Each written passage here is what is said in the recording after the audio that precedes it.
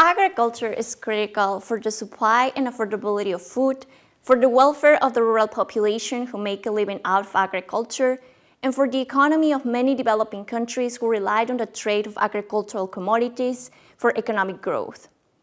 The conventional wisdom, however, states that during the development process, governments discriminated against agriculture to promote manufacturing and the urban sector. My research nevertheless shows that development strategies were far more varied. Whereas some governments in fact adopted extractivist policies to benefit the urban sector, other governments adopted a set of policies to promote agriculture, such as the adoption of price supports, the provision of subsidized credit and inputs, and other policies that I call agrarian developmentalism.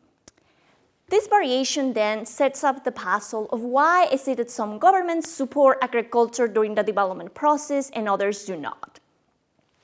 My research explores this question, and the answer mainly lies in the structure of political representation of the rural interests.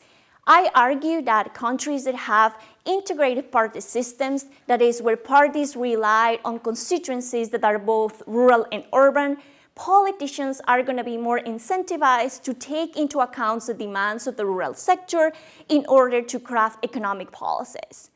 In contrast, in those countries where the parties politicize rural and urban divisions, in those cases, politicians will be more likely to advocate for the defense of either urban or rural constituencies. In these scenarios, that's where rural and urban cleavages emerge, and the ultimate economic policy outcome will likely favor the urban sector. My book project relies on a comparative historical analysis of two countries with divergent development strategies, Colombia and Chile. Colombia is a case of agrarian developmentalism, whereas Chile is a case where the government neglected the sector and actively tried to extract from the rural producers. Through 12 months of fieldwork in the two countries and through qualitative and quantitative methods of original archival data, I show how the party systems varied across time and space in these two countries and how the party system ultimately led to these observed outcomes.